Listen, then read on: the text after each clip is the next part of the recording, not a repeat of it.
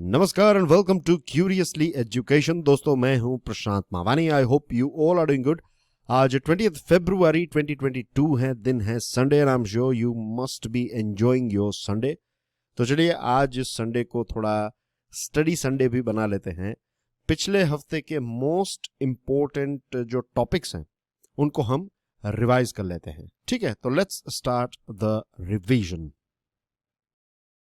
Tribune का ये article है Nirbhaya fund, Nirbhaya rape case. I am sure आपको इसके A to Z सारे इंपॉर्टेंट पॉइंट्स पता है। 2012 में ये एक दुर्घटना हुई थी और इस साल 2022 में इसको 10 साल हो जाएंगे। ऐसा लगता है कि अभी कुछ दिनों पहले ही ये हॉरिफिक इंसिडेंट हमारे देश में हुआ था। Unfortunately Nirbhaya rape murder case के बाद भी ऐसे बहुत सारे हॉरिफिक रेप और मर्डर के केस जो हैं वो हमारे देश में देखने को मिल रहे हैं। दिस इटसेल्फ इंडिकेट्स कि सिर्फ आप लॉ को और ज़्यादा स्ट्रिक्ट बना देंगे, उसमें डेथ पेनल्टी और ये सारी चीज़ें डाल देंगे, तो इसका मतलब ये नहीं है कि रेप्स जो हैं वो बंद हो जाएंगे। रेप, मर्डर, इस प्रकार के जो खास करके महिलाओं के अगेंस्ट में जो क्राइम होते हैं, इन सारी चीज़ों को रोकने के लिए we have to take 180 degree turn. इसमें महिलाओं को सेल्फ डिफेंस की चीज़ें भी सिखानी है और जो लड़के हैं उनके अंदर भी संस्कार ऐड करने हैं। उनको भी बचपन से ही वो चीज़ें सिखानी भी है और उनको दिखानी भी है कि you have to respect ladies, you have to respect girls, तो जब ये बचपन से ही होगा तो एक नया जो फ्रेश लॉट आएगा वो और ज़्यादा एजुकेटेड और ज़्यादा अवेयर आएगा। अब रही बात उन लोगों की जिनको हम लेट्स से एजुकेट नहीं कर सकते, राइट, जो आज एडल्ट हैं, तो अवेयरनेस कैंपेन से, राइट, कुछ राइट एग्जाम्पल सेट अगर हम करें, ये छोटी छोटी चीज़ें, राइट, 1% वाले जो चेंजेस है ना, 100% चेंजेस हमें चाहिए, राइट। इसका एक सपना देखना, इट्स ए गुड थिंग, लेकिन छोटे छोटे चेंजेस, मैं बहुत ज़्यादा इसमें नहीं जा रहा हूँ क्योंकि मैं चाहता हूँ कि आप सोचें कि वो छोटे छोटे 1% वाले चेंजेस कौन से हैं या फिर कौन से हो सकते हैं। और ये जो 1% वाले चेंजेस है ना, वो आप कमेंट सेक्शन में लिखिएगा, मैं जानना चाहता हूँ। एंड आई एम श्योर बहुत सारी इंटरेस्टिंग चीज़ें जो हैं वो आपने भी ऑब्जर्व की होगी, या फिर जो चीज़ें हम बदल सकते हैं और उससे एक बदलाव आ सकता है। मैं कुछ ऐसे एग्जांपल्स दे रहा हूं आपको। नंबर 1, जो गवर्नमेंट बसेस होती हैं तो उसमें एक कल्चर, जो गवर्नमेंट बसेस में जो सीट्स होती हैं वो रिजर्व्ड होती है कि महिलाओं के लिए सीट्स हैं, डिसेबल्स के लिए सीट्स हैं। तो what we can do is कि वहाँ पर आपने ये ऑब्जर्व किया होगा कि जब कोई बस एक बस स्टॉप पर खड़ी रहती हैं तो ऊपर से जो नीचे उतर रहे हैं उसी के साथ साथ यहाँ से जो नीचे से ऊपर जो चढ़ रहे हैं बस पर, धक्कम धुक्की हो रही है। और ऐसी धक्कम धुक्की में जो है वो महिलाएं मीन्स ऑपरेट नहीं कर पाती। वो बस में मीन्स वो क्या करेगी कि सभी लोग चढ़ जाए उसके बाद वो बस में जाएगी तो उसको कोई सीट नहीं मिलेगी। तो ऐसे छोटे छोटे बदलाव कि पहले जो उतरने वाले लोग हैं वो उतर जाए, ये कंडक्टर की रिस्पॉन्सिबिलिटी में आता है, लेकिन उसको आपको एजुकेट करना पड़ेगा। इसी के साथ साथ जो बस की टिकट्स हैं उसके ऊपर लिखा हुआ हो, राइट। बस में आजकल LCD वो जो स्क्रीन्स है वो लगाना भी इट्स वेरी इजी। आप वहाँ पर जो कंटिन्यूसली दिखाते रहें कि भाई let the girls and women, पहले वो उतर जाए, उसके बाद परिवार के साथ है तो आप पहले उतर जाइए और उसके बाद सबसे पहले जो है वो महिलाएं ऊपर चढ़ेगी, उसके बाद पुरुष जो हैं वो बस में एंटर होंगे। ऐसे छोटे स्टेप्स, राइट। सेकेंड चीज़, टॉयलेट्स, महिलाओं के लिए टॉयलेट्स। एंड व्हेन आई से toilets I am not just talking about any toilets कि भाई आपने स्वच्छ भारत के अंदर दिखाने के लिए एक टॉयलेट बना लिया, लेकिन उसके अंदर क्या, उसके इर्द गिर्द भी कोई जा नहीं सकता, इतनी उस टॉयलेट से बदबू आती है। तो ऐसे टॉयलेट्स नहीं है, राइट। ऐसे टॉयलेट्स ना बनाना बेहतर है। प्रॉपर टॉयलेट्स हर सिटी में, हर टाउन में, और थोड़े थोड़े अंतरों में, राइट। ये लगेगा छोटा बदलाव, बट इससे एक एरिया का टूरिज्म बढ़ेगा। हमारे देश में हमारे बहुत सारे डिस्ट्रिक्ट्स ऐसे होते हैं, बहुत सारे ऐसे छोटे टाउन हैं कहीं पर बहुत अच्छा साड़ियों का कलेक्शन मिल रहा है, कहीं पर बहुत अच्छा ड्रेस का मटेरियल मिल रहा है, और कहीं पर ऑर्नामेंट्स और ये नकली ज्वेलरीज एक्सेट्रा। अब वहाँ के लोगों को तो पता ही है, दूसरे जगह के लोग जो हैं वहाँ पर इजीली क्यों नहीं जाएंगे, मीन्स क्यों वहाँ के लोग यहाँ पर नहीं आते ऐसे छोटे टाउन में? क्योंकि वहाँ पर जाना, वहाँ पर आपके कोई रिश्तेदार नहीं है, ना तो वहाँ पर होटल्स होती हैं, ऐसी कुछ चीज़ें नहीं होती हैं। तो अगर वहाँ पर टॉयलेट्स बनाया जाए, क्लीन टॉयलेट्स, व्हेन आई से क्लीन, मेरा स्टैंडर्ड है 5 स्टार क्लीन, राइट? तो ऐसे क्लीन अगर टॉयलेट्स मेंटेन किए जाए, भले आपकी फ़ी रख लो, 5 रुपये रख लो, 10 रुपये रख लो, और जब लोगों को पता चलेगा, दूसरे डिस्ट्रिक्ट के लोगों को, इर्द गिर्द के सिटी और टाउन के लोगों को, कि यहाँ पर अच्छी साड़ियाँ मिल रही हैं, यहाँ पर अच्छी जो भी लेडीज़ की आइटम्स हैं वहाँ पर अच्छी मिल रही हैं, और फिर अगर पता चलेगा कि अगर पूरा दिन भी सुबह से शाम अगर लेडीज़ वहाँ पर शॉपिंग के लिए जाती हैं अपनी सहेलियों के साथ या फिर रिश्तेदारों के साथ एक्सेट्रा, तो उनको ये पता है कि खाने पीने की चीज़ें तो मिल जाएगी। If they want to visit washroom, right, loo use करना है उनको, वॉशरूम यूज़ करना है, तो बहुत ही गुड क्वालिटी के क्लीन वॉशरूम्स वहाँ पर अवेलेबल हैं। ये एक छोटा सा बदलाव इस टाउन की जो जो इकोनॉमी है उसके ऊपर एक ज़बरदस्त इम्पैक्ट ला सकता है। ऐसे छोटे छोटे चेंजेस अगर किए जाएं, ये विजिबल चेंजेस अगर होने लगे, तो डायरेक्टली इनडायरेक्टली जो है ना, जो इनडायरेक्ट मैसेज जाएगा वो बहुत ही स्ट्रॉन्ग मैसेज जाएगा, इनडायरेक्ट मैसेज। तो this are the things that we need to do. तो एनीवे, ये coming back to this points of this article, तो क्रिमिनल लॉ को अमेंड किया गया, सेक्सुअल असॉल्ट के लिए और ज़्यादा स्ट्रिक्ट सजाएं बनाई गई, ये सारी चीज़ें हुई। अब यूनियन गवर्नमेंट ने एक निर्भया फंड क्रिएट किया, और इस निर्भया फंड में, नाम से ही पता चल जाता है फंड है, तो यहाँ पर कुछ पैसे रखे जाएंगे, और ये पैसे किसके लिए होंगे? ऑफ कोर्स महिलाओं की सेफ्टी और सिक्योरिटी को और ज़्यादा अच्छा बनाने के लिए ये जो फंड है उसमें से पैसे जो हैं वो यूज़ किए जाएंगे। अब प्रॉब्लम ये है कि अलग से हमने फंड बनाया है और अलग से पैसे भी एलोकेट किए जा रहे हैं। ये नॉन लैप्सेबल कॉर्पस फंड है। नॉन लैप्सेबल का मतलब क्या होता है कि आज अगर लेट्स से इस साल के लिए 100 रुपये रखे हैं आपने, और 80 रुपीज़ खर्च हुए, 20 रुपये जो है वो अभी भी हैं, तो ये जो 20 रुपये है ना वो नेक्स्ट ईयर ऐड हो जाएंगे। तो नेक्स्ट ईयर 100 रखेंगे तो 100 + 20 लास्ट ईयर के, तो 120 हो जाएंगे। तो ऐसा ये फंड है, कॉर्पस फंड। ये निर्भया फंड जो है ये एक नॉन लैप्सेबल कॉर्पस फंड है। अब पार्लियामेंट्री स्टैंडिंग कमेटी जो है उसका एक रिपोर्ट आया है, और इस रिपोर्ट में ये कहा है कि जो 9,549 करोड़ रुपीस इस फंड के लिए रखे गए थे, उसमें से सिर्फ 4,241 करोड़ रिलीज़ हुआ है। लगभग 50% जितने रिलीज़ हुए, और कितने रुपयों का इस्तेमाल हुआ है? सिर्फ 2,989 करोड़ का। लगभग 3 टाइम्स ज़्यादा फंड है, और उसका सिर्फ 1/3 यानी कि 33% जो है उसका ही इस्तेमाल हो रहा है। बाकी का फंड जो है उसका इस्तेमाल भी नहीं हो रहा है। जैसे मैंने आपको बताया 2022 जो है 10 साल हो जाएंगे, और इस 10 साल में देखिए हमारी स्पीड कितनी कम है। तो अलग अलग मिनिस्ट्रीज़ को ये पैनल रिकमेंड करती है कि मिनिस्ट्रीज़ जो हैं उनको एक प्रॉपर मैकेनिज्म तैयार करना चाहिए, ताकि ये अलग अलग प्रोजेक्ट्स और स्कीम्स जो चल रही हैं निर्भया फंड के साथ जुड़ी हुई, महिलाओं की सिक्योरिटी और सेफ्टी के साथ जुड़ी हुई स्कीम्स, तो इनको अच्छी तरीके से मॉनिटर करें और मेक श्योर करें कि जो भी पेंडिंग प्रोजेक्ट्स हैं वो जो फटाफट कंप्लीट हो। अब पैसों का प्रॉब्लम नहीं है, राइट, रिसोर्सेज हमारे पास है और काम नहीं हो रहा है, दैट इंडिकेट्स कि कहीं ना कहीं मैनेजमेंट का इश्यू है। ये जो फंड है उसके 2 बड़े लक्ष्य हैं। नंबर 1 है ऑफ कोर्स, एक तो क्राइम जो है उसको कम करना, के ना के बराबर करना, रिड्यूसिंग क्राइम्स अगेंस्ट विमेन। दूसरा ये है इंक्रीजिंग द प्रोसिक्यूशन रेट, कि अगर क्राइम हो जाता है तो उसका रिपोर्टिंग हो, रिपोर्टिंग के बाद वो जो केस है वो फटाफट आगे बढ़े। अब निर्भया के केस को भी कितने साल लग गए, तो दूसरे जो छोटे छोटे केस हैं, ये हाई प्रोफाइल केस हो गया था देश के लिए और पूरी दुनिया इसके ऊपर नज़र रख रही थी, तो इस केस को भी इतने साल लगे।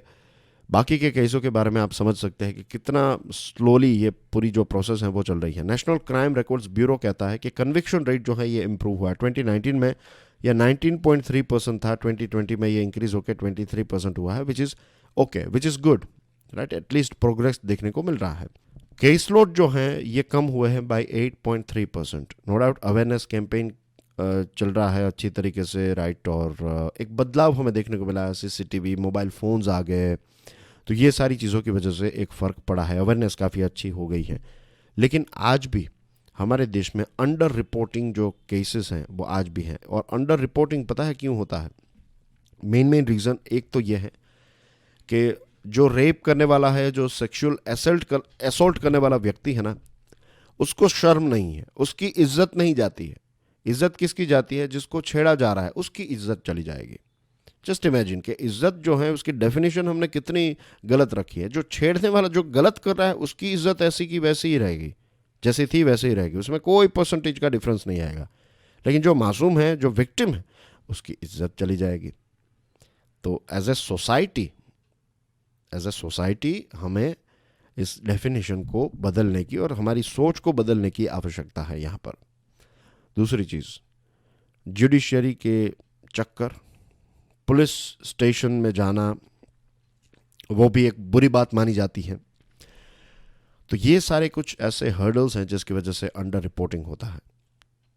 तो ये पैनल ये कहती है कि एक पैन इंडिया ऑडिट होना चाहिए, और इस ऑडिट में एक नया प्रॉपर इस चीज़ को लेकर, निर्भया फंड को लेकर एक ऑडिट होना चाहिए। और इस ऑडिट में हमें देखना चाहिए कि क्या क्या visible differences, grass root level पर क्या क्या विजिबल डिफरेंसेस हमें देखने को मिला है, और कौन सी ऐसी चीज़ें हैं, कौन से ऐसे हर्डल्स हैं जिनको अगर हम हटा दें तो फिर ये जो फंड है, हमारे पास पैसे हैं, इन पैसों का हम राइट इस्तेमाल कर सकें। So that's everything in this topic. Now let's move on to the next one, but before that दोस्तों, हमारी 2 चैनल्स हैं, दोनों को सब्सक्राइब करना ना भूलें। आज का वीडियो पसंद आया तो हिट द लाइक बटन। तो चलिए दोस्तों, स्टार्ट करते हैं। क्वाड्रिलेटरल के बारे में बात करते हैं। क्वाड, ये मिलेनियम पोस्ट न्यूज़पेपर का एक बहुत ही इंपॉर्टेंट आर्टिकल है। 11 फरवरी 2022 को मेलबोर्न, जो ऑस्ट्रेलिया का एक शहर है, तो वहाँ पर क्वाड के फॉरेन मिनिस्टर्स की मीटिंग हुई। अब सबसे पहले तो क्वाड में कितने देश हैं? यूएसए, ये है जापान का फ्लैग, ये है हमारे देश भारत का फ्लैग, और ये ऑस्ट्रेलिया का फ्लैग है। तो ये 4 देश जो हैं ये क्वाड के मेंबर हैं। चारों के 4 देश जो हैं ये डेमोक्रेटिक देश हैं, और इसमें से कुछ देश जो हैं वो इंडियन ओशन के साथ अपनी बॉर्डर शेयर करते हैं, और कुछ देश जो हैं वो पैसिफिक ओशन के साथ अपनी बॉर्डर शेयर करते हैं। जिसके जापान और यूएसए जो हैं वो सिर्फ पैसिफिक ओशन के साथ अपनी बॉर्डर शेयर करते हैं। ऑस्ट्रेलिया एक ऐसा देश है जो दोनों पैसिफिक ओशन और इंडियन ओशन दोनों के साथ अपनी बॉर्डर शेयर करता है, और इंडिया एक ऐसा देश है जो इंडियन ओशन के साथ ही अपनी बॉर्डर शेयर करता है, ठीक है, पैसिफिक के साथ नहीं करता है।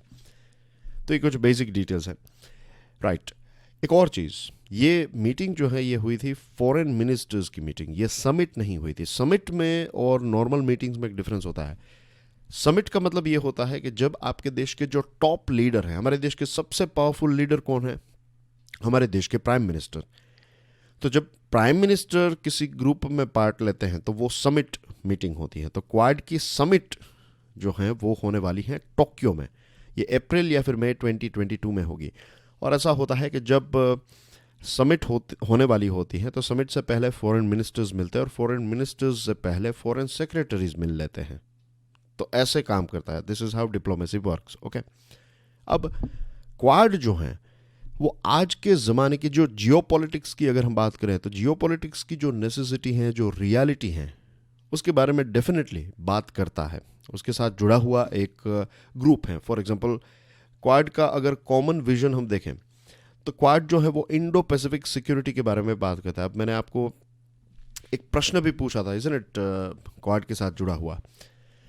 आज भी एक प्रश्न है इंडो पैसिफिक के साथ जुड़ा हुआ। तो I am not going to give you the question now, लेकिन लेट मी टेल यू कि इंडो पैसिफिक जो है ये एक बहुत ही इम्पोर्टेंट क्षेत्र है। और इंडो पैसिफिक जो है कितने सारे देश, आप देखिए अफ्रीका के कितने सारे देश इंडियन ओशन के साथ अपनी बॉर्डर शेयर करते हैं। फिर हमारा देश भारत है, और दूसरे देश हैं बे ऑफ बंगाल वाले देश, अरेबियन सी वाले देश, फिर ऑस्ट्रेलिया आ गया, ये इंडोनेशिया और आसियान के कुछ देश हैं। फिर आप देखेंगे कि north America, south America, China, Japan, south Korea, north Korea, ये कितने सारे देश जो हैं वो इंडो पैसिफिक रीजन के क्षेत्र में आते हैं। तो अगर ये क्षेत्र जो है ये सिक्योर रहें, यहाँ पर फ्री मूवमेंट रहें सभी के सामानों की, तो ये पूरी दुनिया के लिए, पूरे ग्लोबल बिजनेस के लिए बहुत ही इम्पोर्टेंट एक समुद्री रास्ता है, या फिर ये बहुत ही इम्पोर्टेंट रीजन है। फिर आज के ज़माने में दूसरा जो इम्पोर्टेंट विषय है वो है वैक्सीन सप्लाई चेन्स। हमारे देश में ये इतना चिंता का विषय नहीं है, क्योंकि हमारे देश में वैक्सीन जो है वो ईजिली अवेलेबल है। यस, आज मैं ये शब्द का इस्तेमाल कर सकता हूँ, ईजिली अवेलेबल। लेकिन दुनिया के कितने सारे ऐसे देश हैं जिनके पास एक भी फार्मास्यूटिकल मैन्युफैक्चरिंग प्लांट नहीं है। वो अभी तक एक लंबे समय से वो किसी दूसरे देशों पर ही निर्भर रहे हैं। तो ऐसे देशों तक वैक्सीन सप्लाई करना ये ग्लोबल लीडर्स के लिए बहुत ही इम्पोर्टेंट बन जाता है, और क्वाड जो है वो इस विषय पर भी बात कर रहा है। इसी के साथ साथ जो मोस्ट इम्पोर्टेंट टेक्नोलॉजीज अब इमर्ज हो रही है, जैसे कि 5G हैं, 5G जैसी दूसरी जो टेक्नोलॉजीज़, तो इन सारी टेक्नोलॉजीज़ के बारे में भी क्वाड ने कुछ ना कुछ डिस्कशन, कुछ ना कुछ बातें बताई हैं। अब क्वाड की भी एक हिस्ट्री है। 2017 में क्वाड जो है वो फिर से रिवाइटलाइज्ड हुआ। रिवाइटलाइज्ड यानी कि इसका एक पुनर्जन्म हुआ, या फिर से इसमें एक नई ऊर्जा आ गई। उससे कुछ 9 साल पहले, 2019 से 9 साल पहले अगर आप चले जाए, 2008 के आसपास की बात है, जब जापान के जो उस टाइम पर मिनिस्टर थे, प्राइम मिनिस्टर शिंजो आबे साहब ने इसको लॉन्च किया था, और फिर क्वाड जो है वो नियरली बंद रहा। लेकिन 2017 से, थैंक्स टू चाइना, मैं कहूँगा कि चाइना की वजह से ही क्वाड जो है वो फिर से रिवाइटलाइज्ड हुआ है। तो क्वाड जो है 2017 से धीरे धीरे करके रिवाइटलाइज हुआ, और धीरे धीरे जो है वो आगे बढ़ता जा रहा है, इसमें कोई डाउट है ही नहीं। बहुत सारे अपग्रेड्स भी हमें देखने को मिले। पहले क्वाड की जो मीटिंग है उसमें सिर्फ फॉरेन सेक्रेटरी की मीटिंग होती थी। अब फॉरेन सेक्रेटरी के बाद ये फॉरेन मिनिस्टर्स की मीटिंग होने लगी, और हमने देखा कि 2021 में क्या हुआ था। 2021 में क्वाड की पहली समिट भी हुई थी, फर्स्ट समिट 2021 में हुई थी। तो अगर देखा जाए तो धीरे धीरे, जैसे मैंने आपको बताया कि ये क्वाड जो है वो प्रोग्रेस ही कर रहा है, और इसका अंदाज़ा आप इस बात से लगा सकते हैं क्योंकि क्वाड को लेकर चाइना जो है वो काफ़ी फ्रस्ट्रेट हो रहा है, काफ़ी गुस्सा होता है। चाइना कहता है कि ये क्वाड के जो बड़े बड़े सपने हैं, क्वाड की जो बड़ी बड़ी बातें हैं, वो सारी सिर्फ बातें ही हैं, शुगर कोटिंग है। यानी कि मीठी मीठी बातें करता है क्वाड, लेकिन एक्शन की बात आती है तो कुछ नहीं होता। और चाइना कहता है कि यूएसए जो है वो दूसरे ऐसे देशों को, जैसे कि ऑस्ट्रेलिया, जापान और इंडिया को भड़का रहा है चाइना के खिलाफ, और चाइना के विरोध में सारे ये षड्यंत्र कर रहा है, ये सारी चीज़ें, ऐसा चाइना कहता रहता है। अपना एक न्यूज़पेपर जो है चाइना का, जिसके माध्यम से चाइना ऐसी बातें स्प्रेड करता है। बहुत सारे दक्षिण एशिया के देश जो हैं वो भी क्वाड को सपोर्ट करने के लिए तैयार हैं, और क्वाड में ये भी बात हो रही है कि फ्यूचर में क्वाड जो है इसको थोड़ा एक्सपांड किया जाएगा, इसमें आसियान देशों को ऐड किया जाएगा। राइट, आसियान के जो 10 देश हैं, कुछ दिनों पहले प्रश्न पूछा था, तो I am sure regular students आपको पता होगा आसियान के बारे में। तो आसियान जो है वो भी क्वाड का पार्ट बन सकता है। अब देखिए, आसियान जो है वो एक ऐसा क्षेत्र है जो चाइना से बहुत ही नज़दीक है, और चाइना का इन देशों पर एक प्रकार का इन्फ्लुएंस है, लेकिन बॉर्डर डिस्प्यूट भी है, और यहाँ के देश जो हैं वो नहीं चाहते कि चाइना के ऊपर ही वो निर्भर रहे। वो चाहते हैं कि उनके पास भी कुछ ऑप्शन रहे, ताकि जब मेरे पास कुछ ऑप्शन रहेगा, मैं अगर सिर्फ एक ही दुकान पर डिपेंडेंट हूँ तो ये मोनोपोली जैसे सिचुएशन क्रिएट करेगा कि मुझे जो वो कहेगा वो मुझे करना पड़ेगा। लेकिन अगर मेरे पास दूसरे ऑप्शंस हैं तो फिर मैं इस व्यक्ति जो पहले मोनोपोली कर रहा था तो उसके साथ भी नेगोशिएशंस कर पाऊंगा, उसको भी उसके ऊपर भी प्रेशर क्रिएट कर पाऊंगा, क्योंकि अभी मेरे पास दूसरे ऑप्शंस हैं। तो आसियान के पास अगर क्वाड जैसा ऑप्शन मिल जाए, क्वाड से अगर उनको जेन्युइनली ग्रास रूट लेवल पर कुछ पॉजिटिव एक्शन देखने को मिले, तो फिर आसियान रीजन जो है वो हंसी खुशी जो है वो क्वाड को ज्वाइन करेगा, और उसके बाद धीरे धीरे सार्क वाला रीजन, यानी कि SAARC, south Asian association of regional cooperation, तो ऐसे दूसरे रीजन्स जो हैं वो भी क्वाड के पार्ट फिर बन सकते हैं। बिम्स्टेक भी बन सकता है। एनीवे, भारत जो है, भारत कुछ कॉन्क्रीट आउटकम्स के बारे में बात कर रहा है, और भारत यहाँ पर सही है, क्योंकि अभी तक क्या है कि क्वाड ने बातें तो बहुत की हैं, लेकिन अब वक्त आ चुका है कि क्वाड जो है वो पॉजिटिव एक्शंस ले, एक्शंस के माध्यम से हम पॉजिटिव सिग्नल भेजें। देखिए, चाइना को हराना और चाइना को कंट्रोल में करना उतना कोई इजी टास्क नहीं है। चाइना के पास बहुत सारा पैसा भी है और चाइना की ये कैपेसिटी भी है कि चाइना जिस देश के साथ एंगेज होता है तो ग्रास रूट लेवल तक उसकी इम्पैक्ट देखने को मिलती है। कि चाइना कोई प्रोजेक्ट स्टार्ट करेगा तो ग्रास रूट लेवल पर वहाँ पर देखने को मिलेगा। चाइना वहाँ पर फैक्ट्रीज सेट करेगा, वहाँ के लोगों को जॉब्स मिलेगी। बड़े प्रोजेक्ट तो चल रहे हैं, लेकिन बड़े प्रोजेक्ट को सपोर्ट करने के लिए चाइना फिर छोटी छोटी फैक्ट्रीज भी वहाँ पर क्रिएट करता है। तो ये जो कोलैबोरेशन की टेक्निक है ना चाइना की, ये ज़बरदस्त है। इसको तोड़ना, इसको compete करना अपने आप में बहुत ही चैलेंजिंग चीज़ है। तो क्वाड ग्रुप बातें तो बहुत सारी करता है, लेकिन बातों के साथ साथ जब तक एक्शन नहीं लेगा तब तक इसके ऊपर कोई भी भरोसा नहीं करेगा।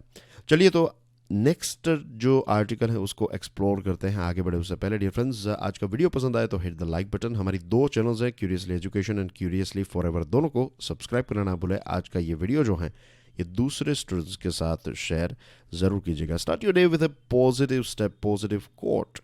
Check out Curiously Forever. ये सभी जो पॉडकास्ट प्लेटफॉर्म्स है उसके ऊपर अवेलेबल है, जैसे कि स्पॉटिफाई, गाना, जियो सावन, गूगल पॉडकास्ट, अमेजोन म्यूजिक, हंगामा एक्सेट्रा। अब एक बार इसको देखिएगा तो सही, मैं सुनिएगा। राइट, पॉडकास्ट जो होते हैं वो सुनने के लिए होते हैं, तो आप एक बार सुनिए, 1-2 को सुनिएगा and I am sure you will love the content. Original content है, फ्रेश कंटेंट है, राइट, कॉपी किया गया कंटेंट नहीं है। ऑब्जर्वेशन से, एनालिसिस से, ये सारी चीज़ों से ये कंटेंट जो है वो डेवलप हुआ है ना। आई कैन सेफली से कि it's one of its kind. ऐसा कंटेंट जो है वो आपको दूसरे प्लेटफॉर्म्स पर देखने को नहीं मिलेगा। राइट, द हिंदू का ये जो आर्टिकल है, क्वाड के बारे में आपको सारी या फिर ज़्यादातर इंपॉर्टेंट चीज़ें जो हैं वो पता चल चुकी हैं, इज इट। अब फॉर समथिंग, द हिंदू का ये जो आर्टिकल है वो ये कहता है कि अभी जो मीटिंग हुई ना क्वाड की, जिसमें फॉरेन मिनिस्टर्स की मीटिंग हुई, आप देख सकते हैं हमारे देश के एस जयशंकर साहब यहाँ पर हैं, ये जापान के हैं, ये ऑस्ट्रेलिया के हैं और ये यूएसए के फॉरेन सेक्रेटरी हैं, यानी कि फॉरेन मिनिस्टर्स हैं। तो इनकी जब मीटिंग हुई तो पता है क्वाड ने क्या डिसाइड किया। क्वाड ने ये कहा है कि क्वाड अब 1 बिलियन वैक्सीन डोजेस जो हैं वो डिलीवर करेगा। कहाँ पर? इंडो पैसिफिक रीजन में 1 बिलियन। और इसमें प्रोडक्शन कहाँ पर होगा? भारत में होगा। फंडिंग कौन प्रोवाइड करेगा? यूएसए करेगा। और डिस्ट्रीब्यूशन कौन करेगा इसका? तो जापान और ऑस्ट्रेलिया के नेटवर्क्स जो हैं वो इसको दुनिया भर में या फिर इंडो पैसिफिक रीजन में डिस्ट्रीब्यूट करेंगे। और ये भी बात बताई है कि 1.3 बिलियन और डोजेस जो हैं वो दुनिया के दूसरे देशों के लिए पैदा किए जाएंगे। अब ऐसा नहीं है कि क्वाड यहाँ पर बड़ी चैरिटी कर रहा है। क्वाड जो है वो कुछ देशों को फ्री में प्रोवाइड करेगा तो कुछ देशों के पास पैसे लिए जाएंगे। कुछ देशों के पास ऐसा भी होगा कि थोड़ा बहुत डिस्काउंट उनको मिलेगा। तो ये सारी चीज़ें जो हैं वो चलती रहती है। लेकिन the most important thing is कि ये वैक्सीन जो है वो दुनिया के अलग अलग देशों तक, अलग अलग कोनों तक पहुंचाई जाए। तो ये एक बहुत ही पॉजिटिव स्टेप जो है वो क्वाड ने लिया है।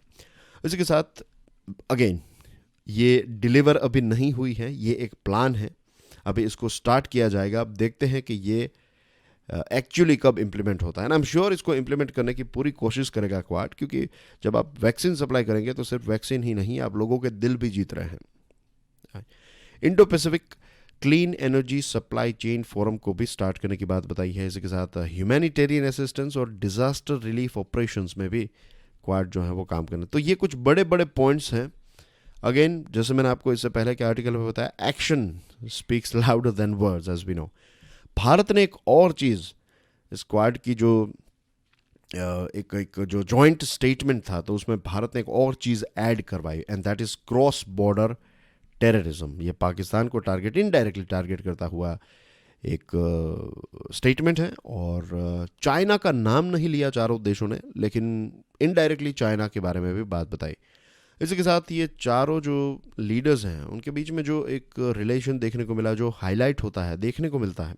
डिप्लोमेसी जो होती है ना, उसमें ये सारी चीज़ें कि क्या दोनों ने हैंडशेक किया, क्या वो मुस्कुरा रहे थे, क्या वो एक दूसरे को गले लगा रहे थे, क्या क्या बातें हुई, कितना मुस्कुरा रहे थे, ये सारी चीज़ें, उनकी बॉडी लैंग्वेज, ये सारी चीज़ें जो हैं वो बारीकियों से ऑब्जर्व की जाती हैं। तो ये चारों नेताओं के बीच में रिलेशन जो है वो काफ़ी बोन होमी, यानी कि काफ़ी स्वीट रिलेशन नज़र आ रहा है। अब देखिए, क्वाड की जब मीटिंग हुई तो एक तरफ म्यांमार की सिचुएशन जो है, एज वी नो कि वहाँ पर मिलिट्री ने डेमोक्रेसी को हटा दिया है, तो वहाँ पर इसके बारे में भी स्टेटमेंट दिए गए कि रिस्टोरेशन वापस होना चाहिए। और एक तरफ जो रशिया और नेटो टेंशंस, यूक्रेन को लेकर जो इश्यूज चल रहे हैं, तो दूसरे देशों ने कुछ स्टैंड लिया, जैसे कि ऑस्ट्रेलिया, जापान, यूएसए ने अपने सिटीजन्स को ये कह दिया, जो यूक्रेन में रह रहे हैं उनको ये बता दिया कि आप यूक्रेन छोड़कर वापस आ जाइए। लेकिन भारत ने ऐसा कोई स्टेटमेंट नहीं दिया है। तो कुछ चीज़ों को लेकर उनके व्यूज़ जो हैं, ये चारों देशों के व्यूज़ जो हैं वो अलग है। Remember, I am not saying कि एक दूसरे के खिलाफ है, मैं कह रहा हूँ अलग है। तो ऐसा तो होगा ही, और क्योंकि चारों देश जो हैं ये डेमोक्रेटिक देश हैं, तो ज़रूरी नहीं है कि ये ग्रुप जो हैं वो फिर तानाशाह की तरह काम करे कि चारों देश जो हैं वो एक ही चीज़ पर एक ही बात कहें। ऐसा नहीं है। तो मुझे तो यही लगता है कि दैट्स अ गुड साइन कि एक चीज़ को लेकर अगर देश के व्यूज़ अलग हैं, अगर एक दूसरे के व्यूज़ क्लैश हो रहे हैं तो दैट्स ए प्रॉब्लम। लेकिन यहाँ पर व्यूज़ अलग हैं तो that's a good sign, healthy sign है, क्योंकि डेमोक्रेटिक देशों का ये ग्रुप है और आगे चलकर भी डेमोक्रेटिक देश जो हैं वो इसके पार्ट बनेंगे। तो एक बहुत ही इम्पोर्टेंट टॉपिक जो है वो हमने आज डिस्कस किया है, क्वाड वाला टॉपिक, और मैं चाहता हूँ कि आप इसको रिवाइज कीजिएगा, फिर से ये सारे पॉइंट्स जो हैं उनको रिकॉल कीजिएगा। It's a very important topic. तो चलिए बात करते हैं rethink must on IAS cadre rules change. ये पायोनियर का एक आर्टिकल है।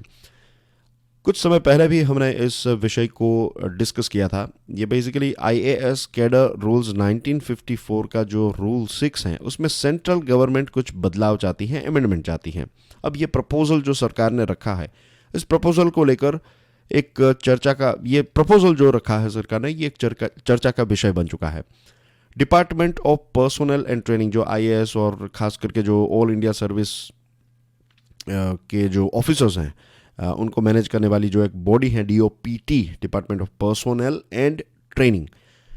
तो इस DOPT ने सभी राज्यों के चीफ सेक्रेटरीज को एक पत्र लिखा है और इस पत्र में ये कहा है कि ये अमेंडमेंट हम चाहते हैं, ये बदलाव चाहते हैं, और इस बदलाव में ये कहा गया है कि आप चाहे ना चाहे, अगर राज्य सरकार इस बात से सहमत है नहीं है, इट डजेंट मैटर, अगर सेंट्रल गवर्नमेंट चाहती है कि इस पर्टिकुलर व्यक्ति को या फिर कोई भी ऑफिसर को एक सेंट्रल डेप्यूटेशन के लिए रिलीव किया जाए, उनको राज्य सरकार छोड़ दे और सेंट्रल गवर्नमेंट जो है उस व्यक्ति को पकड़ लेगी, तो ये चीज़ जो है वो हम चाहते हैं और ये चीज़ ही होगी। ऐसा आप इनडायरेक्टली डायरेक्टली कह सकते हैं। ये DOPT का एक प्रपोजल या फिर सेंट्रल गवर्नमेंट का एक प्रपोजल जो है वो सामने आया है। अब 6 राज्यों ने तो इसका विरोध किया है, और आप वेल एजुकेटेड हैं, आपको पता है कि कौन से वो राज्य होंगे। वे राज्य जो BJP के राज्य नहीं हैं। लेकिन 6 राज्यों ने विरोध किया है, लेकिन दूसरे राज्य भी, अब BJP की सरकार सेंट्रल गवर्नमेंट में है और बहुत सारे राज्यों में BJP की सरकार है, लेकिन फिर भी BJP वाले राज्य भी कई ऑफिसर्स को रिलीव नहीं करते। तो इसका मतलब ऐसा नहीं है कि सिर्फ BJP कांग्रेस या फिर BJP ऑपोजिशन यहाँ पर चल रहा है। बहुत बार ऐसा भी होता है कि जेन्युइनली राज्यों को ऑफिसर्स की आवश्यकता होती है, ज़रूरत होती है, लेकिन फिर सेंट्रल गवर्नमेंट अगर सेंट्रल डेप्यूटेशन के लिए उनकी डिमांड करती है और राज्य जो है वो रिलीव नहीं करते, तो क्योंकि उनकी डिमांड है, क्योंकि उनको ज़रूरत है, इसलिए ये चीज़ होती है। Now currently the states can grant a no objection और एन ऑब्जेक्शन नोटिस और वीटो एन IAS और IPS ऑफिसर्स सेंट्रल डेप्यूटेशन। अगर सेंट्रल गवर्नमेंट, फिलहाल जो हमारे रूल्स है वो ये कहते हैं कि अगर सेंट्रल डेप्यूटेशन के लिए किसी का नाम जो है वो सेंट्रल गवर्नमेंट राज्यों के पास भेजती है, तो वो जो राज्य है वो या तो एक नो ऑब्जेक्शन दे सकता है, या फिर ऑब्जेक्शन नोटिस दे सकता है, या फिर वीटो दे सकता है। वो ये कह सकता है कि नहीं, हमें इस व्यक्ति को रिलीव नहीं करना है। The proposed amendment would take with this power. जो नया अमेंडमेंट ये रूल 6 में करने की बात जो DOPT ने बताई है, तो ये जो पावर है ना, ये वाला पावर, ये 3 ऑप्शंस जो स्टेट्स के पास होते हैं, ये सारे पावर्स जो हैं वो चले जाएंगे। अब ये जो प्रपोजल भेजा है, इस प्रपोजल में एक स्पेशल सिचुएशन का भी मेंशन किया गया है कि अगर कोई ख़ास ऐसी सिचुएशन आई, तो ये जो ख़ास सिचुएशन है इसको प्रॉपरली डिफाइन नहीं किया गया है। अब एक सिर्फ ये 2 शब्द लिखकर सेंट्रल गवर्नमेंट जो है वो किसी भी ऑफिसर को सेंट्रल डेप्यूटेशन पे ला सकती है और राज्य सरकार जो है उसमें कुछ नहीं कह पाएगी। तो इसके ऊपर और ज़्यादा क्लैरिटी होने की आवश्यकता है। एक और चीज़ है, जब ये सेंट्रल डेप्यूटेशन वाली चीज़, जब से सिविल सर्विसेज की शुरुआत हुई हमारे देश में, मैं बात कर रहा हूँ आज़ादी के बाद, जब इंडियन एडमिनिस्ट्रेटिव सर्विस और आईपीएस सर्विस, ये दोनों सर्विसेज की शुरुआत हुई और उसके बाद फिर फॉरेस्ट सर्विस को भी ऑल इंडिया सर्विस में ऐड किया गया। तो बेसिक अभी तक का जो रूल है वो ये है, सेंट्रल गवर्नमेंट, स्टेट गवर्नमेंट और वो जो ऑफिसर हैं, ये तीनों जब सेम पेज पर होते हैं, तीनों कहते हैं कि हाँ सेंट्रल गवर्नमेंट का ऑफिसर चाहिए, राज्य उसको छोड़ने के लिए तैयार है, और वो जो ऑफिसर है वो भी सेंट्रल डेप्यूटेशन में जाने के लिए तैयार है, तभी ये प्रोसेस जो है वो हो सकती है। अगर तीनों में से किसी भी एक पार्टी ने, अगर वो जो सिविल सर्वेंट है उसने कह दिया कि नहीं मुझे सेंट्रल डेप्यूटेशन पे नहीं आना है, तो फिर आप उनको फोर्स नहीं कर सकते। लेकिन यहाँ पर अगर एक सिविल सर्वेंट जो है, एक ऑफिसर जो है वो सेंट्रल डेप्यूटेशन पर नहीं जाना चाहता, तो भी उसको वहाँ पर खींचा जा सकता है। तो ये चीज़ जो है, ये चीज़ डेंजरस है।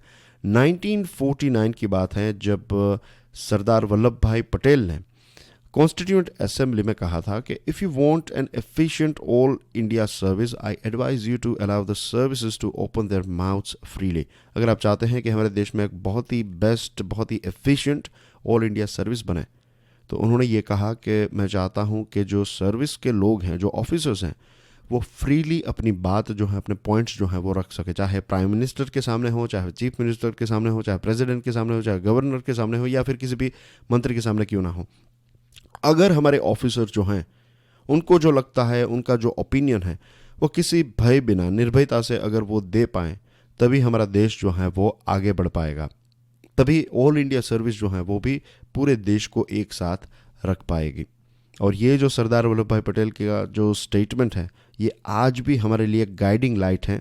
एक जो कहते हैं ना कि एक प्रकार से ये हमें आज भी उनके स्टेटमेंट में से, उनके ये शब्दों से हमें गाइडेंस मिलता है कि किस प्रकार से हमारे देश को, सिविल सर्विसेज को ऑपरेट करना चाहिए। अब कुछ समय पहले ही देख लीजिए, जब ये इलेक्शन का माहौल चल रहा था, उस टाइम पर एक अलापन बंदोपाध्याय हैं, ये एक आईएएस ऑफिसर हैं, सीनियर आईएएस ऑफिसर हैं। तो ये इनकी पोस्टिंग जो है वेस्ट बंगाल में हुई थी और वो रिटायर होने वाले थे। उसके एक दिन पहले ही सेंट्रल गवर्नमेंट ने उनको बुलाया सेंट्रल डेप्यूटेशन के ऊपर, और अलापन बंदोपाध्याय ने मना कर दिया कि मुझे नहीं आना है। फिर 3 आईएएस ऑफिसर्स को भी सेंट्रल डेप्यूटेशन में रखा गया। पता है क्यों? क्योंकि जो प्रेसिडेंट है बीजेपी के, जेपी नड्डा साहब, तो उनकी एक रैली निकलने वाली थी और सिक्योरिटी की रिस्पॉन्सिबिलिटी इन 3 आईएएस ऑफिसर्स के ऊपर थी, और बीच में कुछ हो गया। ये टीएमसी के जो लोग हैं, वो तृणमूल कांग्रेस के लोग जो हैं वो बीच में आ गए, ऐसा कुछ इश्यू हुआ था। लेकिन फिर फाइनली क्या हुआ कि ये ऑफिसर्स को सेंट्रल डेप्यूटेशन में रखा गया। और कई बार ऐसा भी होता है, ऐसा नहीं है कि यहाँ पर सिर्फ सेंट्रल गवर्नमेंट ही ये सारी चीज़ें कर रही हैं। सेंट्रल गवर्नमेंट ने क्योंकि ये प्रपोजल रखा है, ये प्रपोजल अभी तक का इतिहास देखें तो क्लियरली गलत लगता है, लेकिन कई बार ऐसा भी होता है कि स्टेट्स जो होते हैं वो जानबूझकर ऑफिसर्स को रिलीव नहीं करते हैं, और इसकी वजह से भी सेंट्रल गवर्नमेंट को बहुत सारे प्रॉब्लम्स फेस करने पड़ते हैं। तो ये जो इश्यू हैं, इसको सॉल्व कैसे किया जा सकता है, अब हम नेक्स्ट आर्टिकल में इसको देखेंगे। Incorrect diagnosis, wrong remedy, the Hindu का ये आर्टिकल है। ये अगेन रूल 6 सब रूल 1 के साथ जुड़ा हुआ टॉपिक ही है। अब सेंट्रल गवर्नमेंट का कहना क्या है कि राज्य सरकारें जो हैं वो सेंट्रल डेप्यूटेशन रिजर्व ऑब्लिगेशन जो हैं, उनको कुछ नंबर्स जो हैं वो हर साल कुछ ऑफिसर्स जो हैं उनको सेंट्रल डेप्यूटेशन के लिए तैयार करना पड़ता है। लगभग 25% जितना इतना कुछ आंकड़ा है। तो ये जो एक ऑब्लिगेशन है वो स्टेट्स जो हैं, राज्य सरकारें जो हैं वो फुलफिल नहीं करती है, ऐसा सेंट्रल गवर्नमेंट का कहना है। अब इस चीज़ को देखते हैं कि हमारे देश में ये सिचुएशन क्यों हो रही है, मीन्स क्यों इस टॉपिक को लेकर राज्य वर्सेस सेंट्रल गवर्नमेंट जैसी सिचुएशन हमें देखने को मिल रही है। उसके पीछे रीज़न ये है कि आईएएस की हमारे देश में शॉर्टेज हो चुकी है। उसका नंबर 1 रीज़न ये है कि 1991 में जब रिफॉर्म्स हुए, एलपीजी, लिबरलाइजेशन, प्राइवेटाइजेशन, ग्लोबलाइजेशन, तो सरकार को ये लगा कि क्योंकि अब सारी चीज़ें, अब हमारी इकोनॉमी जो है वो खुल गई है, इकोनॉमिक लिबरलाइजेशन हो गया है, तो अब हमें उतने सारे गवर्नमेंट ऑफिसर्स की आवश्यकता नहीं होगी। तो एनुअल रिक्रूटमेंट जो 140-160 आईएएस ऑफिसर्स को हर साल बनाया जाता था, सिलेक्ट किया जाता था वाया यूपीएससी, अब वो कम करके सरकार ने कुछ 50 to 80 कर दिया। इसकी वजह से हमारे देश में ओवरऑल 23% जितनी शॉर्टेज हो गई आईएएस ऑफिसर्स की।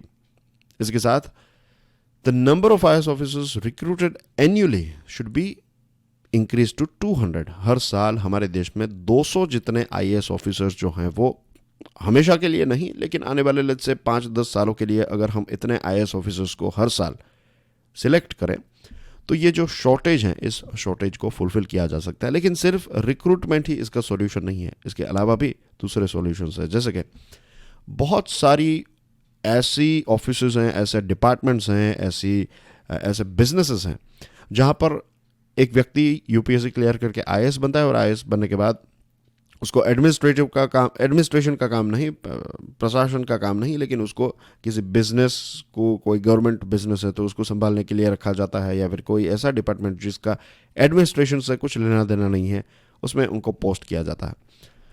तो एक प्रॉपर कैडर रिव्यू होना चाहिए। जितने भी राज्यों में जितने भी आईएएस ऑफिसर्स ऐसी नॉन स्ट्रेटेजिक पोस्ट पर हैं तो उनको वहाँ से रिप्लेस करके इनको एडमिनिस्ट्रेटिव ऑफिसेज में लाया जाए, राइट, जो प्रॉपर उनका काम है, जिनके लिए उनको रिक्रूट किया गया है, तो वहाँ पर रखा जाए। इससे भी हमें बहुत सारे ऑफिसर्स जो हैं वो मिल जाएंगे।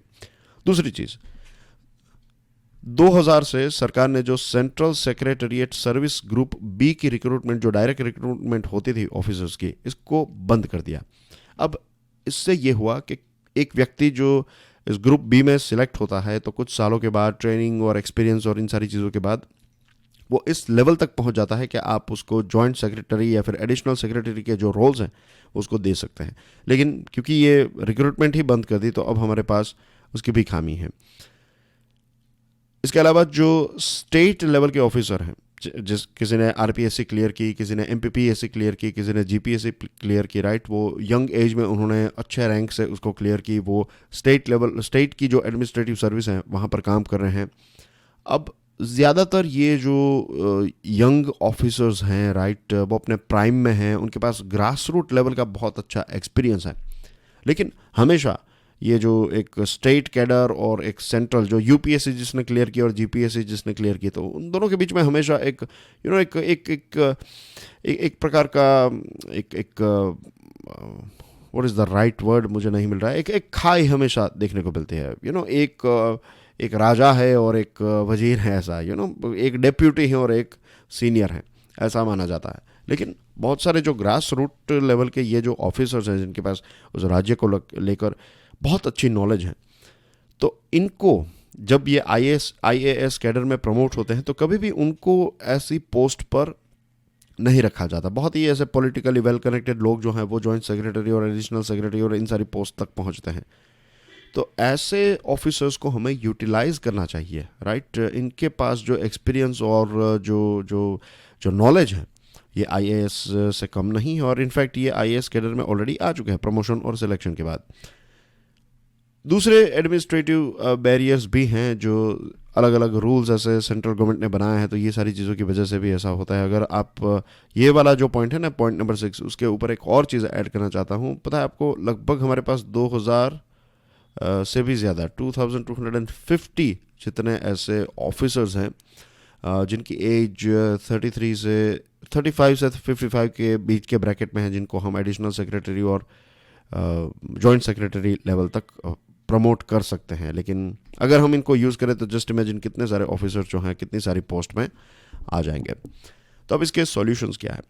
इसका सॉल्यूशन ये है कि इस आर्टिकल में ये आर्टिकल जो है by the way 2 IAS officers ने मिलकर लिखा है, तो उनका कहना ये है कि एक आईएएस ऑफिसर, एक व्यक्ति जब आईएएस में सेलेक्ट होता है तो जब उसकी सर्विस के 9 साल से 25 साल की उसकी जो सर्विस होती है, तो इस बीच में कभी भी वो 3 सालों के लिए उसका सेंट्रल डेप्यूटेशन जो है वो होना चाहिए। ये इस चीज़ को मैंडेटरी बना दीजिए कि आप सर्विस ज्वाइन करते हैं, जब आपकी सर्विस 9 साल पूरी हो जाएगी तब से आपके लिए ये ऑप्शन खुला है, आप जब चाहे तब सेंट्रल डेप्यूटेशन में जा सकते हैं। आप अपना नाम लिखवा दीजिए कि आप सेंट्रल डेप्यूटेशन में जाना चाहते हैं, और एक्चुअली होता भी ये है कि जो सेंट्रल डेप्यूटेशन में जाता है वही ऊपर तक जो सेक्रेटरी लेवल की पोस्ट है वहाँ तक वही व्यक्ति पहुँच पाता है। हर एक आईएएस ऑफिसर जो है वो सेक्रेटरी नहीं बनता है। I am sure you to be aware about this thing, क्योंकि जब स्टूडेंट्स तैयारी करते होते हैं तो बहुत सारी ऐसी चीज़ें, इंटरेस्टिंग चीज़ें कि इनके पावर्स क्या हैं, वो जब निकलते हैं तो उनके वीडियोस देखा कहीं पर, ये वो सारी चीज़ें आई एम श्योर आप भी देखते होंगे, तो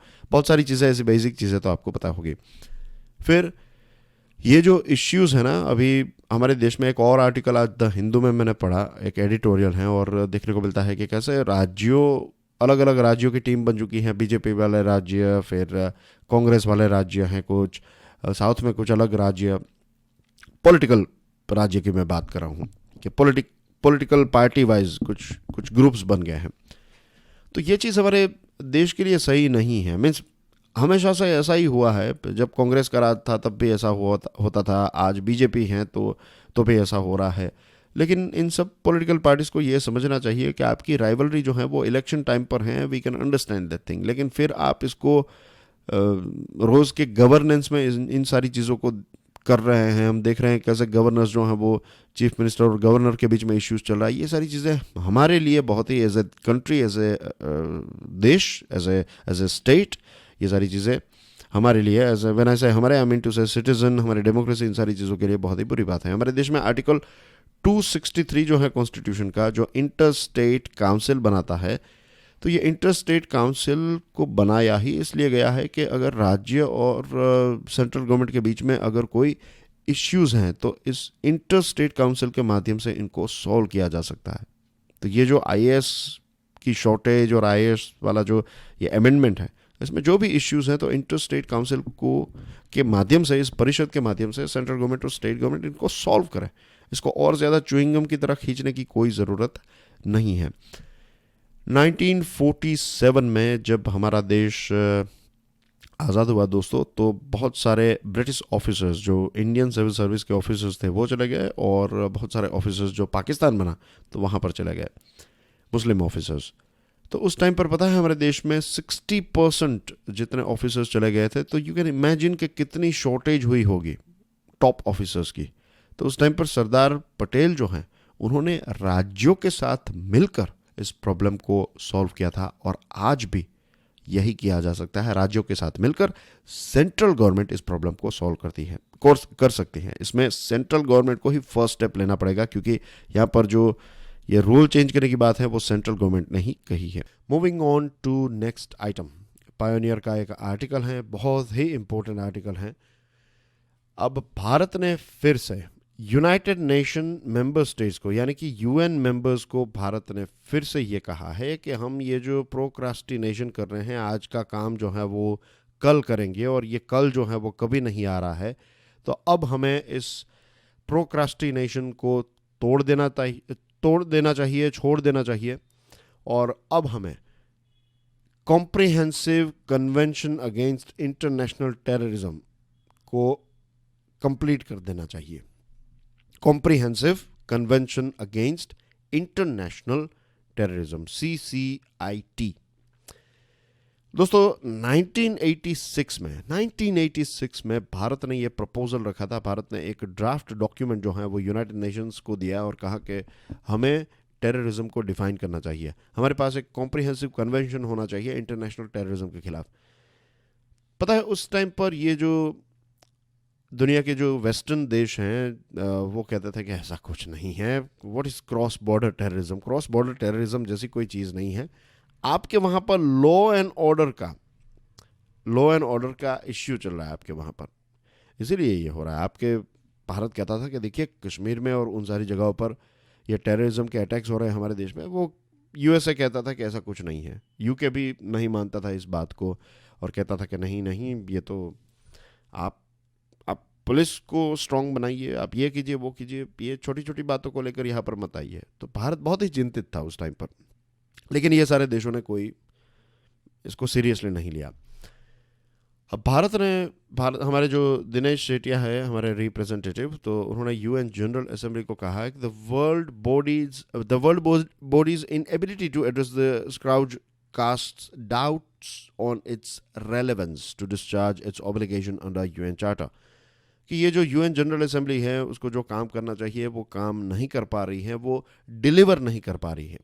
तो प्रश्न उठते हैं, लोगों को डाउट अब होने लगे हैं, दुनिया को डाउट होने लगा है, बहुत सारे देशों को डाउट होने लगा कि क्या ये आज के ज़माने में रेलेवेंट है, क्या यूनाइटेड नेशंस जनरल असेंबली हमें चाहिए, क्या यूएन हमें चाहिए, या फिर यूएन अगर हमें रखना है तो फिर इसको रिफॉर्म करना चाहिए, इसको अपग्रेड बनाने की ज़रूरत है। आज यूएन जो है वो कितना 70-75 ईयर ओल्ड इंस्टीट्यूशन हो चुका है। तो आज के ज़माने के जो चैलेंजेस हैं वो अलग हैं, और यूएन जब बना था तब के चैलेंजेस अलग हैं। तो उसी पुरानी रीत से हम आज के और नए प्रॉब्लम्स को सॉल्व नहीं कर सकते। It's a common matter of common sense, isn't it? It has expressed concern that the world body has neither agreed on a common definition of terrorism nor laid down a coordinated policy to tackle out and root out the global scourge. You'll be shocked to know this fact कि आज भी United nation के पास कोई ऐसी definition नहीं है जिससे हम टेररिज्म को एक्सप्लेन कर सकें, टेररिज्म को समझ सकें। आपके पास आपने इट्स लाइक आपने प्रॉब्लम को आइडेंटिफाई ही नहीं किया है, तो फिर आप प्रॉब्लम को सॉल्व कैसे करेंगे? अगर आपने टेररिज्म की डेफिनेशन के ऊपर सभी देशों ने एग्रीमेंट नहीं दिया है, इसका मतलब ये है कि आज भी टेररिज्म को लेकर जो है वो हम सब के विचार अलग अलग हैं। और टेररिज्म फैलाने वाले लोग, ऑर्गेनाइजेशंस जो हैं, उनके विचार एक जैसे हैं, उनको पता है उनको क्या करना है, लेकिन जो अच्छे साइड हैं दुनिया की उसको नहीं पता कि उनको क्या करना है। ये सिचुएशन है।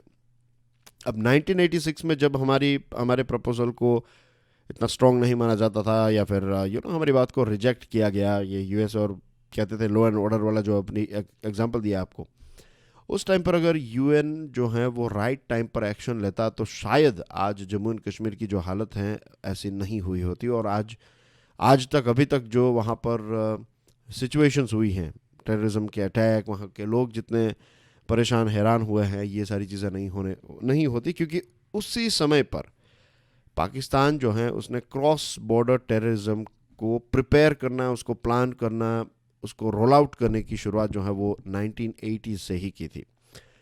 उसके कुछ समय पहले if you go back to 1970s, तो 1970s में ऐसा था कि ये जो यूएसएसआर हैं, सोवियत संघ, तो ये अलग अलग एरिया को कवर करने की कोशिश कर रहा था। तो अफ़गानिस्तान जो है वहाँ तक पहुँच गया था, और अफ़गानिस्तान की मदद यूएसए कर रहा था। अब डायरेक्टली तो यूएसए वहाँ पर नहीं आ सकता, तो यूएसए ने क्या किया, पाकिस्तान को हथियार दिए, पाकिस्तान को पैसे दिए, और कहा कि आप अफ़गानिस्तान के लोगों की मदद कीजिए और यूएसएसआर के खिलाफ एक युद्ध लड़िए और उनको हराइए। फाइनली यूएसएसआर जो है वो चला गया, लेकिन पाकिस्तान ने क्या किया पता है? पाकिस्तान ने ये जो पैसे आ रहे थे, जो इक्विपमेंट्स आ रहे थे यूएसए से, तो इन पैसों का इस्तेमाल यूएसएसआर को हटाने के लिए किया ही, लेकिन कुछ पैसे और कुछ इक्विपमेंट्स जो हैं वो साइड में रखे, और इनका इस्तेमाल जो है ये जम्मू एंड कश्मीर में क्रॉस बॉर्डर टेररिज्म को फैलाने के लिए किया।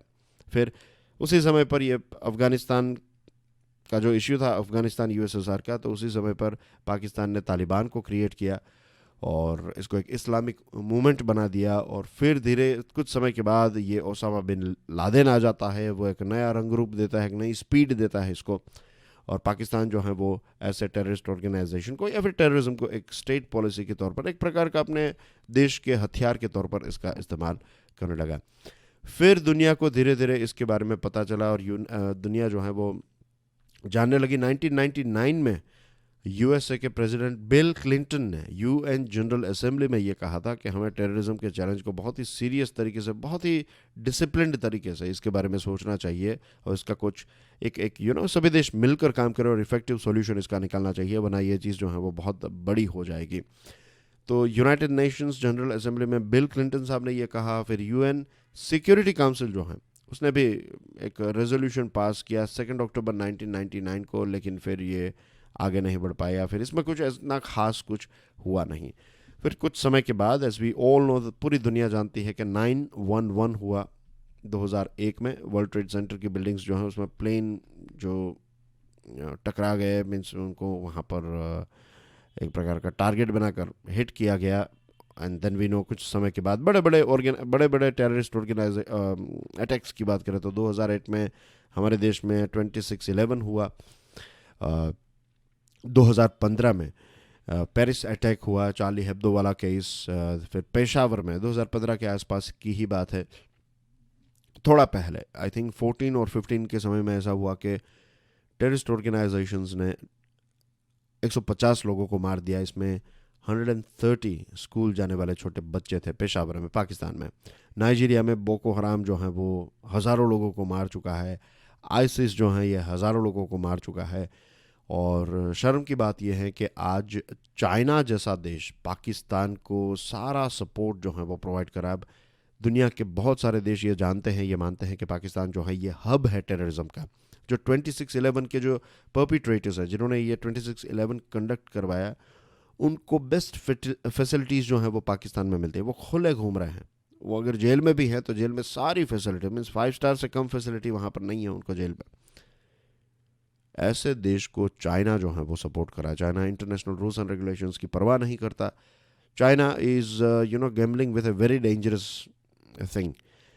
ये पाकिस्तान जो है वो पहले यूएसए के साथ भी ऐसा किया था। यूएसए के एक छोटे बच्चे की तरह उसके साथ खेलता कूदता था और सारी चीज़ें जो हैं वो ले ली, और फिर यूएसए जो हैं उसको भी लात मार दी। आज चाइना के साथ ऐसा करा, जब उनका काम ख़त्म हो जाएगा चाइना के साथ भी ऐसा ही होगा। लेकिन तब तक पाकिस्तान जो है वो नए लेवल तक पहुंच जाएगा।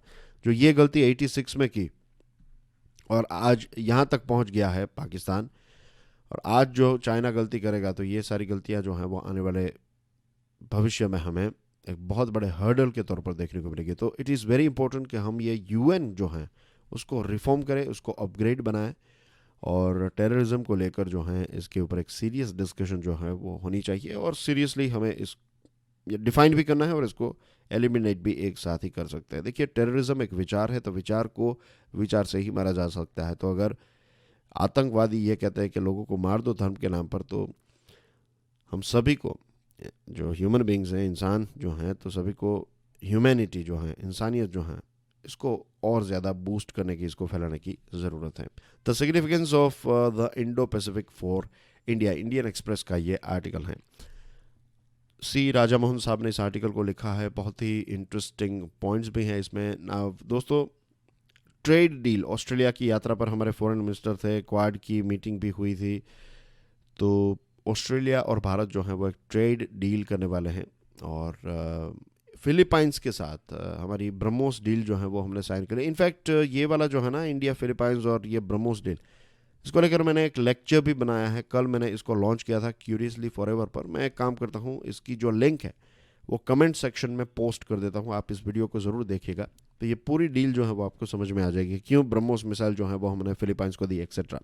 ओके, अब ये जो दो चीज़ें हुई है, ट्रेड डील और ये आर्म्स डील या फिर military export deal, this is like a new step, a new जोनरा। अभी तक क्या था कि ये चीज़ हमारी एक वीकनेस थी, भारत की फॉरेन पॉलिसी की वीकनेस, के अच्छी अच्छी ट्रेड डील्स, और अभी तक तो हम सारा सामान खरीद ही रहे थे, मिलिट्री का सामान। अब हम एक्सपोर्ट करना भी स्टार्ट करेंगे, तो this is a first big step. तो ये एक अच्छी दिशा में जा रहा है।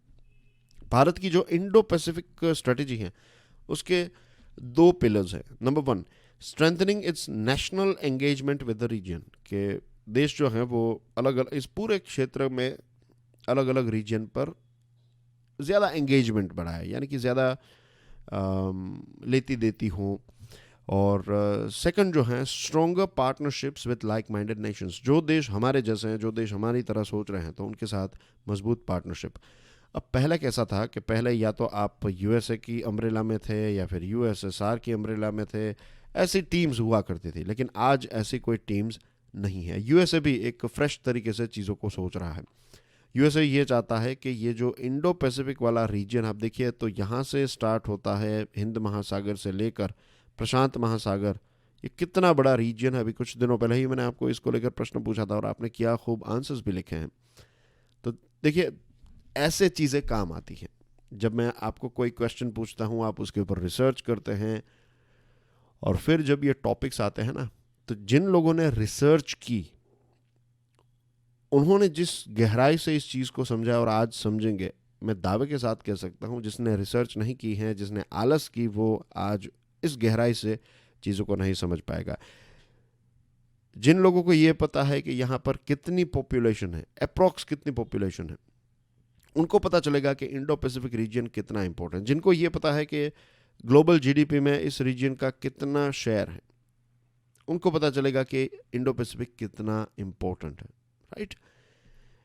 अब यूएसए क्या चाहता है? देखिए, अभी तक यूएसए का ऐसा था कि यूएसए जो है वो सारी हथियार और सारी चीज़ें, पैसे, सारी चीज़ें प्रोवाइड करता था, लेकिन अब यूएसए ऐसा नहीं करना चाहता। यूएसए जो है पार्टनर्स ढूंढ रहा है, यूएसए लाइक माइंडेड देश ढूंढ रहा है। यूएसए का कहना यह है, अभी बाइडेन एडमिनिस्ट्रेशन ने जो लेटेस्ट इंडो पैसिफिक स्ट्रेटेजी निकाली उसमें भी कहा है कि यूएसए जो है वो अकेला ये चीज़ नहीं कर सकता। यूएसए चाहता है कि हम सब कोऑपरेट करें, सब कोई जो है अपनी अपनी स्ट्रेंथ लेकर आए टेबल के ऊपर, ताकि अगर हमारी कोई वीकनेस है तो कोई दूसरा पार्टनर जो है ये वीकनेस को हटा देगा। अगर लेट्स से हमारे पास एडवांस्ड एयरक्राफ्ट नहीं है तो यूएसए हमें प्रोवाइड कर देगा, फिर दूसरी चीज़ें जो हैं वो हमें प्रोवाइड करनी पड़ेगी। तो it's like more give and take. ये किसी एक देश का इश्यू नहीं है। नो डाउट यूएसए और चाइना के बीच में ट्रेड वॉर और टेक वॉर और ग्लोबल कंपटीशन चल रही है, लेकिन ये किसी एक देश का इश्यू नहीं है, ये पूरी दुनिया का इश्यू है, क्योंकि we are talking about maximum population और मैक्सिमम कंट्रीज की बात हो रही है यहाँ पर। तो यूएसए का ये सोचना है कि हर किसी को अपना अपना कुछ ना कुछ कंट्रीब्यूशन जो है वो देना चाहिए। अब बाइडेन एडमिनिस्ट्रेशन भी ये मानता है, और पिछले 2 दशक के यूएस एडमिनिस्ट्रेशन को अगर आप समझेंगे तो you will find this thing कि यूएसए ने हमेशा से ये माना है कि इस रीजन में, एशिया में और इंडो पैसिफिक रीजन में, अगर भारत जो है वो आगे बढ़ता है, भारत उभरता है और ज़्यादा मजबूत बनता है, तो रीजनल लीडरशिप के लिए भी इम्पोर्टेंट है, और यूएसए का जो इंटरेस्ट है उसके लिए भी भारत जो है वो इम्पोर्टेंट। अगर strong India is good for USA. Health, space, cyber space, economy, technology, ये सारे अलग अलग क्षेत्रों में यूएसए और भारत जो है वो मिलकर काम कर रहे हैं। और जैसे मैंने आपको बताया कि यूएसए जो है उसका कहना यह है कि अब एलाइज और पार्टनर्स जो हैं उनको एक दूसरे के साथ मिलकर काम करना चाहिए। पहला कैसा था? बायलैटरल अलायंसेस थे कि यूएसए और ऑस्ट्रेलिया के रिलेशन कैसे हैं, फिर यूएसए और यूके के रिलेशन कैसे हैं, तो ऐसे ऐसे चीज़ों को देखा जाता था। अब यूएसए क्या चाहता है कि अब हमारे जो मित्र देश हैं वो एक दूसरे के साथ पार्टनरशिप और इंक्रीज करें, एक नेटवर्क रीजनल आर्किटेक्चर क्रिएट हो कि ऑस्ट्रेलिया और भारत यूएसए के भी मित्र हैं, एक दूसरे के भी अच्छे मित्र देश हैं। जापान और इंडिया, जापान और ऑस्ट्रेलिया, जापान और यूएसए, फिर ऐसे दूसरे देश, राइट? तो एक पूरा एक कॉम्बिनेशन हो यहाँ पर। भारत ने आरसीईपी को ज्वाइन नहीं किया, ये एक फ्री ट्रेड एग्रीमेंट है, एशिया का सबसे बड़ा, और आत्मनिर्भर भारत को लेकर यूएसए और दूसरे देश इस बात को लेकर चिंतित है कि क्या भारत जो है वो प्रोटेक्शनिस्ट हो जाएगा। तो भारत ने कहा ऐसा नहीं है, हम हमारी मैन्युफैक्चरिंग कैपेसिटी को बढ़ाना चाहते हैं। ऐसा नहीं है कि आत्मनिर्भर भारत से हम दुनिया के साथ व्यापार करना बंद कर देंगे। तो ये चीज़ जो है भारत को थोड़ा डिफिकल्ट पड़ रहा है समझाने के लिए, लेकिन ये अच्छा डिसीजन है आत्मनिर्भर भारत।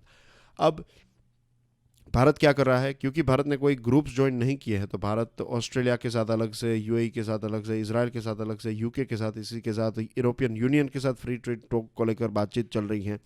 तो ट्रेड की बात करें तो भारत इन सारे देशों के साथ अभी डिस्कशन कर रहा है। लेकिन हम ऐसा भी कुछ कर सकते हैं कि चाइना को छोड़कर बाकी जो लाइक माइंडेड देश हैं उनके साथ एक फ्री ट्रेड एग्रीमेंट के ऊपर आगे बढ़ सकते हैं, क्योंकि सिर्फ इंडो पैसिफिक को अगर हम वर्सेस चाइना के पॉइंट ऑफ व्यू से देखेंगे तो फिर ये ग्रुप भी आगे नहीं बढ़ेगा। पार्टनरशिप को आगे बढ़ाना है तो ओवरऑल पार्टनरशिप जो है वो हेल्थी होनी चाहिए, एक्सपांड होनी चाहिए। तो that's how it should be, और यही हमारा एम्बिशन होना चाहिए, और ये इसी दिशा में हमें आगे बढ़ना चाहिए। यूएसए की जो एक इच्छा है और भारत का जो एम्बिशन है, ये दोनों आज परफेक्टली मैच करते हैं एक दूसरे के साथ। Home troubled home, times of India का ये आर्टिकल है। अब एक साधारण व्यक्ति के जीवन में मोस्टली अगर आप देखें तो सबसे बड़ा अगर कोई इन्वेस्टमेंट वो अपने जीवन में करता है तो वो है कि अपना घर खरीदना, चाहे वो फ्लैट हो, चाहे टेनामेंट हो, चाहे एक बंगला हो, जो भी हो। लेकिन सबसे बड़ा इन्वेस्टमेंट अपने जीवन में एक परिवार या फिर एक व्यक्ति जो है वो तब करता है जब वो घर खरीद रहा होता है, अपना खुद का घर। अब हमारे देश में एज वी नो कैसा होता है कि एक बिल्डर है तो वो एक प्रोजेक्ट लेकर आता है, राइट? एक बड़ा सा प्रोजेक्ट, लेट्स से बड़ी सी ऐसी कुछ बिल्डिंग्स वो बनाएगा, और यहाँ पर लेट्स से हर एक में 50-50 फ्लैट हैं, तो टोटल 200 फ्लैट्स वो बेच रहा है, और फिर वो इसकी एडवर्टीजमेंट और सारी चीज़ें स्टार्ट कर देगा। और आपको एक अच्छे दाम में चाहिए, मीन्स कम दाम में चाहिए, तो अभी बुक करवा लीजिए, थोड़े पैसे देकर बुक कर लीजिए अपना फ्लैट।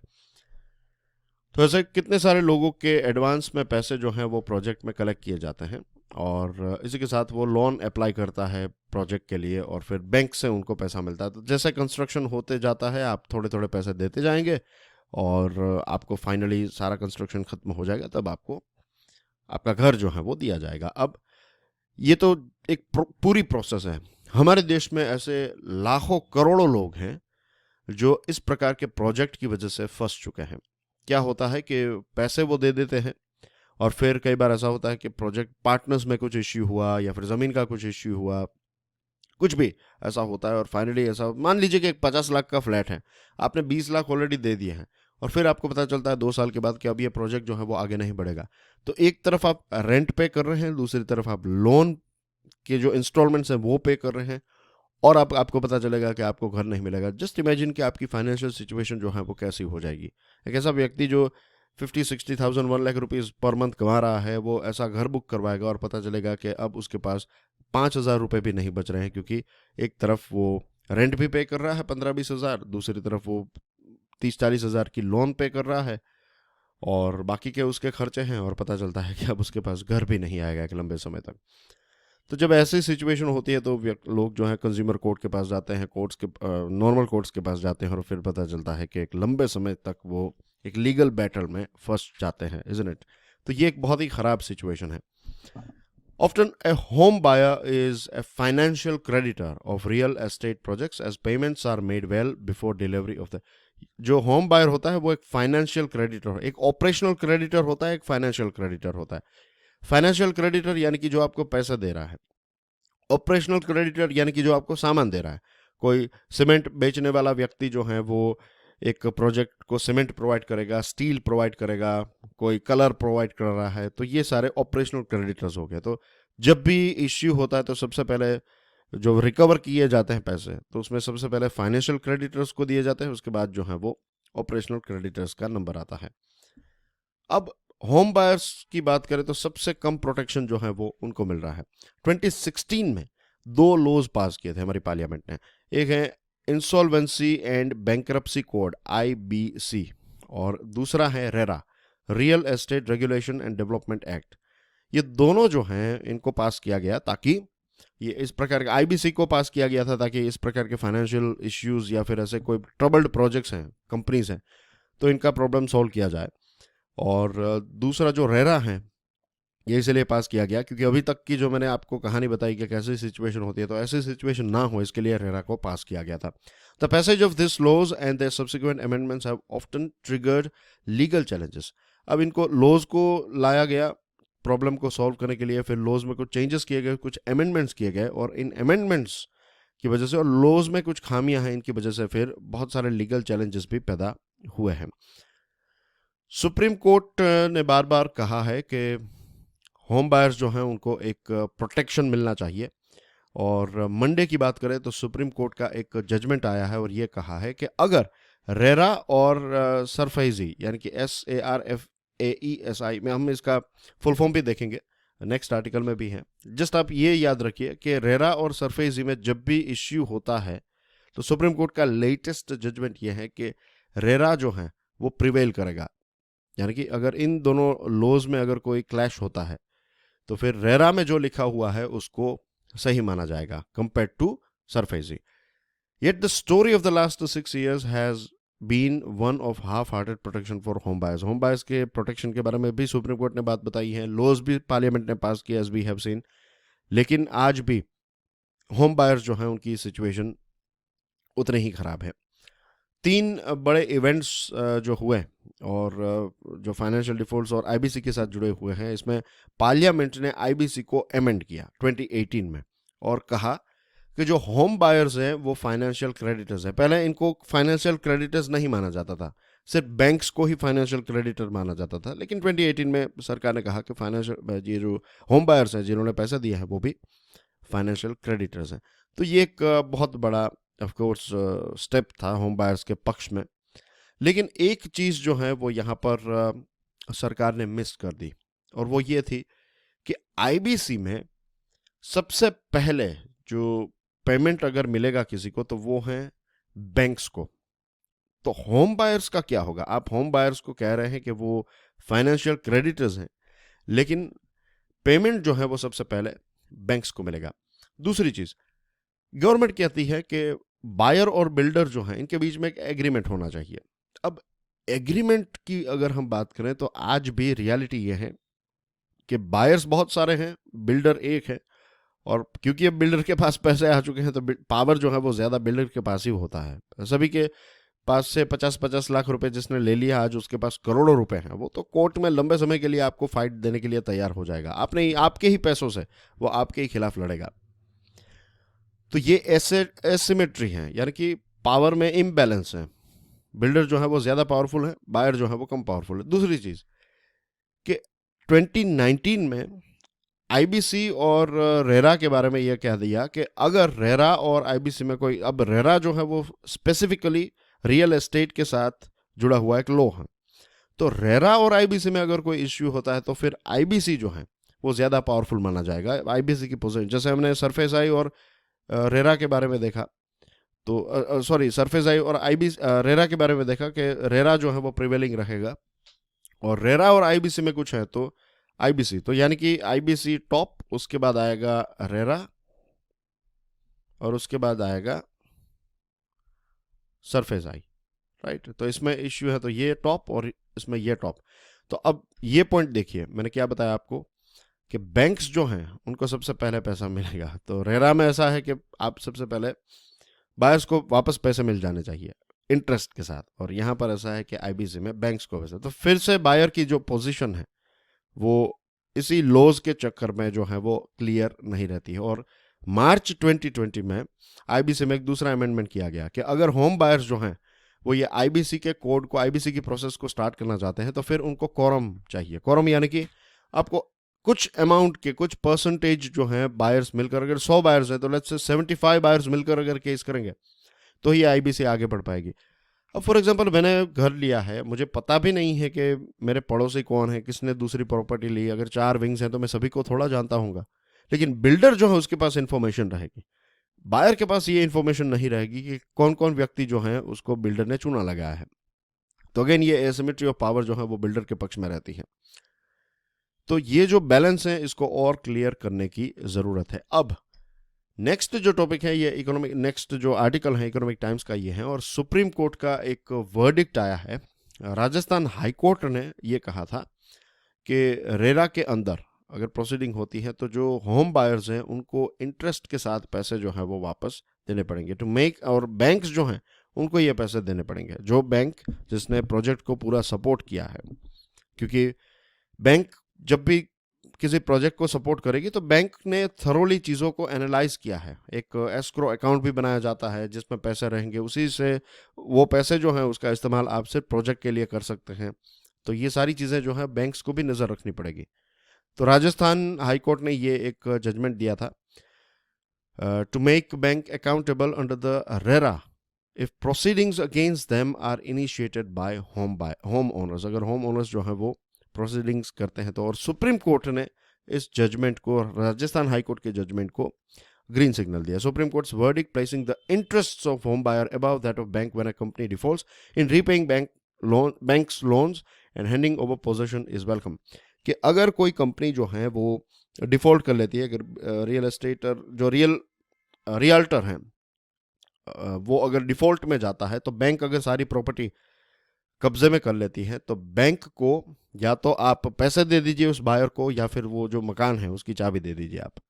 तो ये बेसिकली सुप्रीम कोर्ट का ये वर्डिक्ट आया। राजस्थान हाई कोर्ट ने भी ये कहा था और सुप्रीम कोर्ट ने भी इसको ग्रीन सिग्नल दिया। ठीक है, the law allows a buyer to claim refund of the amount paid along with interest compensation from a developer who defaults and delays the possession of property. ये बहुत ही easy to understand चीज़ है। तो ये रहा जो सरफेस आई है उसका प्रॉपर नाम, securitisation and reconstruction of financial assets and enforcement of security interest. 20 साल पुराना ये एक लॉ है। तो this is the latest update about this thing. अब देखते हैं जो हमने देखा, ये हायरार्की जो बनी है आईबीसी, रेरा और सरफेस आई की, तो इसमें जो लूप होल्स हैं इन लूप होल्स को आई होप कि सरकार जो है वो जल्द से जल्द सॉल्व करेगी। तो ये था आज का हमारा revision lecture. I am sure इस वीक के द मोस्ट इम्पोर्टेंट जो टॉपिक्स हैं वो आपको फिर से रिफ्रेश हो गए होंगे। And enjoy your studies. I will see you tomorrow. Till then, जय हिंद।